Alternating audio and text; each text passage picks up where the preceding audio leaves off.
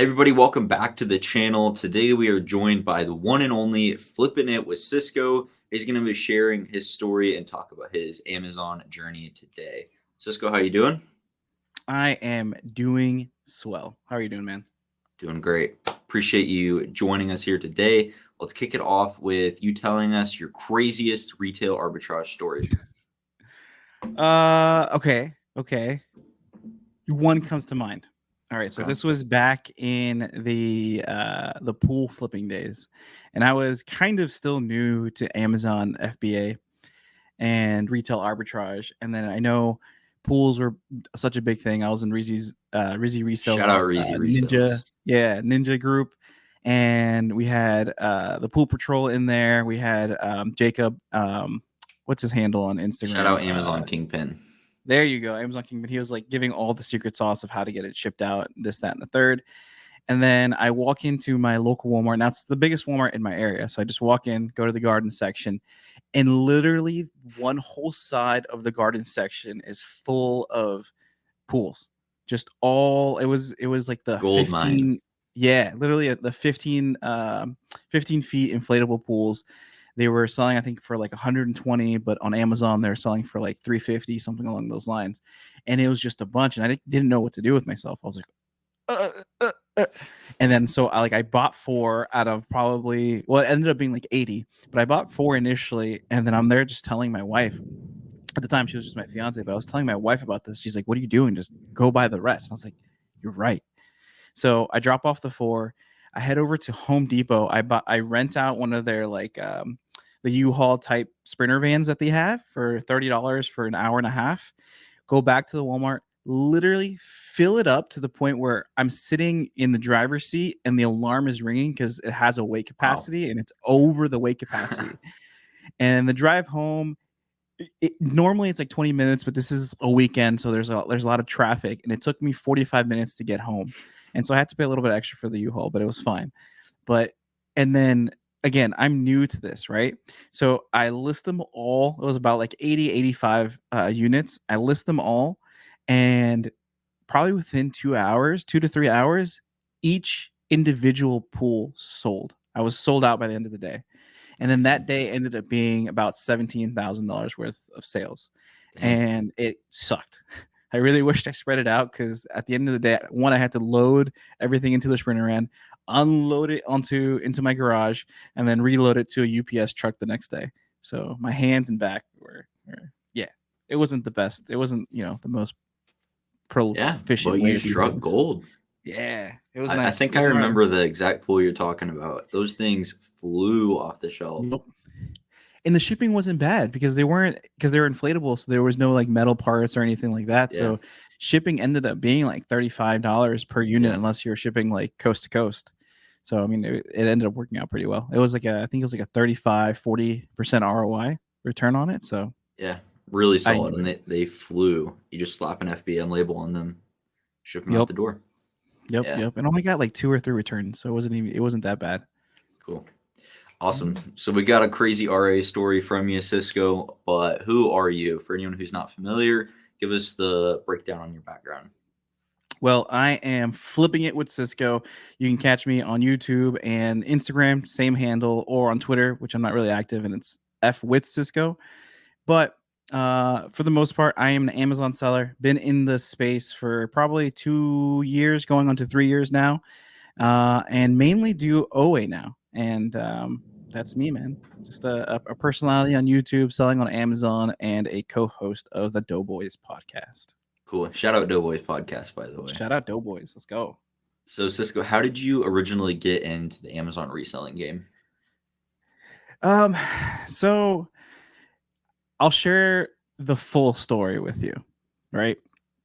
So in the past, in other interviews, I've said that, my wife was kind of searching on TikTok, and then it just kind of came through her feed naturally, and she wanted to learn how to do it. And she told me to learn so I could teach her. And that's all true, but it doesn't really go into why she was scrolling on TikTok, right? So we had recently moved into our beautiful home, and then 2 days after we closed, the pandemic hit, right? And her and I, we were in line for a bunch of different promotions. And because of COVID, all that kind of froze over. So we bought the home with the idea that we were going to have X income. Now, regardless if I didn't start Amazon, we were going to be fine. Things were going to be super tight, but nobody wants to live a tight life. So she was scrolling, trying to just find different, kind of distracting herself, but kind of find other ways to bring in additional income. And then that kind of just fell into our laps. And next thing you know, like I'm off to the races, learning everything. I really started learning specifically with learning off of Nikki Kirk's content, and then from there I found Rizzy, and then from there I found Richie Hustles, and then from Richie Hustles Richie I met Hustles. you, and then the rest is history. Then I've just been in the space, fallen in love with the game, and just being a steward to the history of reselling, and now just really giving out as much knowledge as I can. Awesome. So whenever you first started out, you were doing like all retail arbitrage, correct? Yep, all retail arbitrage. And do you remember what stores specifically you started out at? Yeah, so I think my proof of concept store, and it goes back to the two creators that I really started following initially, which was Nikki Kirk and Richie Hustles. They were going into dollar stores, Dollar Tree, Family Dollar, Dollar General, and I have all of those in my area. So I really just started off with there, and I was really just looking for items that I can double up with.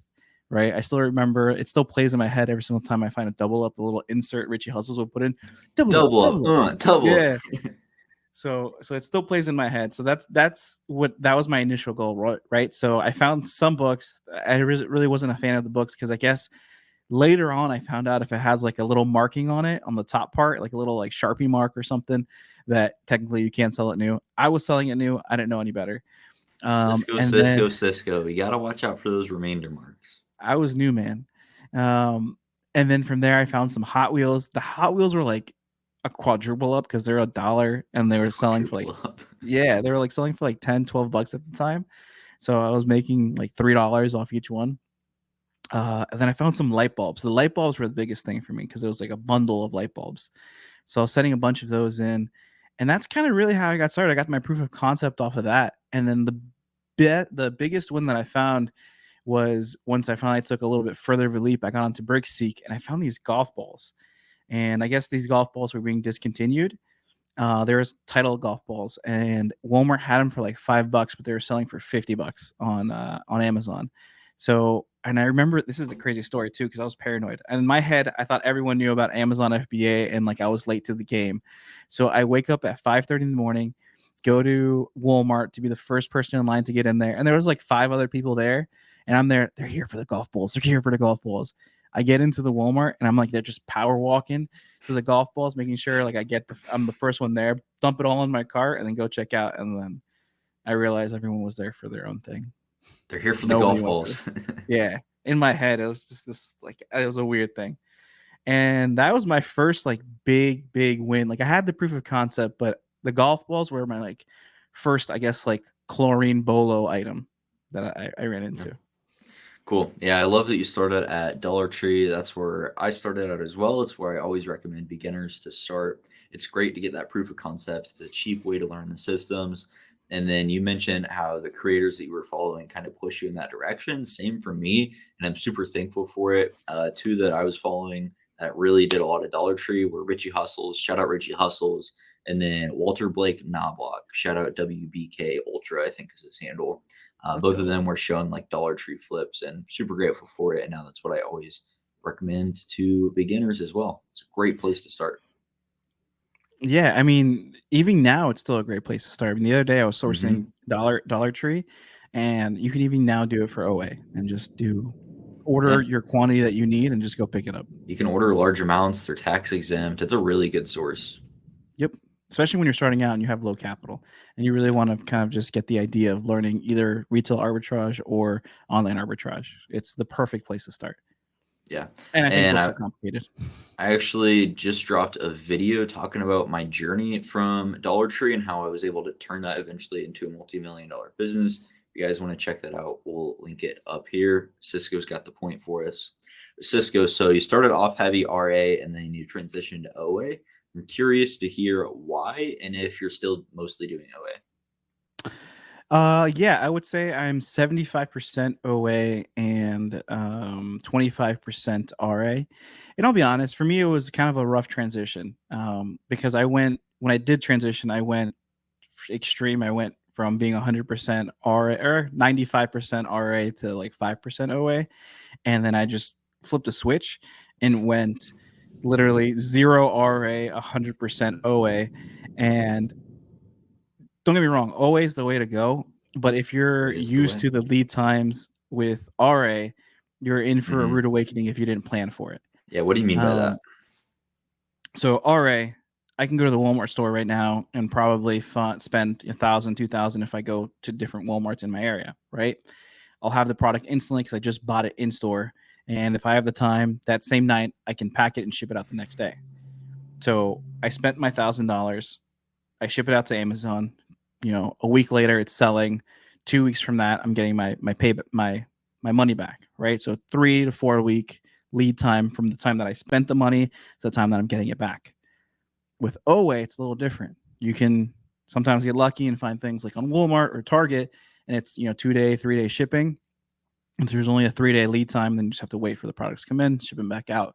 But if you're shopping in different places, sometimes like Kohl's, or if it's more popular items like at Walmart or Target, it could be a longer lead time, 5, 7 days. Or if you're just shopping off of a random website, like let's say perfumeclub.com or um, no other websites coming to my head, but or Quay, right? Those websites sometimes take a little bit of a longer lead time for you to ship out their stuff. Maybe it takes 2 days processing, and then from there another 5 days for it to actually ship out and arrive at your home. So that's 7 days from the time that you spent your money, and then you got to ship it out. So at that point, you're waiting, a month and a half for you to get your money, Yeah. your And initial a lot of investment back. people in online arbitrage utilize prep centers, which are great, but that can add even more processing time. Is like, let's say your Exactly. ship day is a Wednesday and your items, they took a week to ship, they arrived there on a Thursday. So they took a week to ship, then you have to wait a week for them to process. So that can just make the process even longer. This is a con to the OA business model, but the pros far outweigh the cons for bringing scale Agreed. and freedom. Yeah. Yep. Yep. I just think if you're been primarily doing RA and you want to get into it, you need to ease into it. You gotta Mhm. set up a plan, like probably a 3 to 4 month plan to transition into it and not just do it, cold turkey, like What do you think one right to are another. some of the best ways to transition from RA into OA? Slowly. That is that's okay, not slowly, but in spurts, right? So if you're doing 100% RA, the next month do 75% RA and do 25% OA. The month after that, do 50-50. The month after that, do 25 RA and then 75% OA. And then that way So, you're easing the pain and you're getting that money turned back into you quicker. is there any like if someone that's watching this right now is doing just RA, is there any specific way that you recommend they go and begin OA? Maybe specific sourcing model or leads lists or anything that you would recommend that made it easier for you? Yeah, leads lists are really good, and that's where I kind of really found a lot of the online stores that I started sourcing from. And then really a lot of the products that you are already sourcing RA, you can typically find OA and then just start sourcing that and start getting into the habit of ordering it online versus going into the store. And it's a little bit of a pain point because you're in your head, you're like, oh, I can just drive into the Walmart and just pick this up. But at the same time, you're missing the point, right? You're not taking the opportunity cost into consideration, Mhm. right? The 30 minutes to an hour that you spent going into the store, packing it up and having it come back home, you could have spent an extra hour sourcing and finding other products. Or you could have spent another hour developing other businesses or spending time with your family. So all Mhm. that adds up and it accumulates. Just like, there's a lot of in the financial space to talk about compounding interest, compounding your money, compounding your margins. It's also compounding your time. Like over time, spending, an hour a day going into stores just commuting back and forth, it's going to add up at the end of the week, at the end of the month, at the end of your lifespan. So Yep, 100%. So transitioning a bit to another topic, Cisco, I would love to hear what is your motivation behind this business, and talk to us about that in the context of running an Amazon business. What is your motivation for that? What's your why? And then what is your motivation, your why behind putting out content behind the FBA space too? man, that's a loaded question. I'm gonna Multi-part. try to. multi-part. I'm going to try to answer it as effectively as I can, because I could go on a tangent here and be on this call for like the next 2 hours. But my first motivation, right? So I guess the best way I can describe it is I've always, I don't want to say weaknesses or strengths. I think a characteristic of mine that I know is I'm kind of a people pleaser, right? And with that comes being wanting to find the approval or make sure I don't get disapproval from anyone. And so part of that is I want to be able to provide for my family and be in that role to be able to provide for them. I know for me specifically, if I didn't have a family, if I didn't have a wife, and it was just me by myself, I'd be perfectly content living a 9 to 5 life in some little shack somewhere watching Netflix at night, right? Like I'm just a laid back person, but I want more for the people around me, right? My mother was a single mother, and I didn't really realize how much hard work she put into it until I became an adult. And that's also part of my motivation and part of my why. I want to make sure that I can provide for her when she does get older, because she doesn't really have a retirement plan. Like her retirement plan has to come from me, because I want to make sure she's never going to ask for anything, but I want to be there to be able to provide it for her and provide it for my family. And so that really was the motivation to continue doing Amazon and building that platform. Um, you know, I bring this quote up all the time, and it's because it resonates so much with me. But what's the point of sitting in first class if your homies can't sit? And my homies are my Shout out J. friends, Kohl. my family, exactly. My friends, my family, my mother, and all the loved ones around me. And so for me, that's my motivation really to continue going forward. If I didn't have them around me, like I said, I'd be perfectly content sitting in a shack somewhere on the couch, working a minimum wage job, watching Netflix all day. But they're my why. They're the reason I get up. They're the ones that I do all of this for. And the reason why I'm doing content is because I know I'm not special, and I know I'm not the only person in these shoes or have these feelings. So I want to show people that you can be average and still do all these things that you want to do. It's really just putting in the effort. And for me, I think that's just my superpower is whenever I put my mind to something, doesn't matter. You can be smarter than me. You can be more talented than me, but I'll typically outwork you if I need to. But I hope that Love it. answers your question. Yeah, love it. It's important to always remember your why and know why you started in the first place. Make sure that your day-to-day actions are mapping out towards that long-term desire and goal. So love it. Cisco, where can everybody find you on the socials?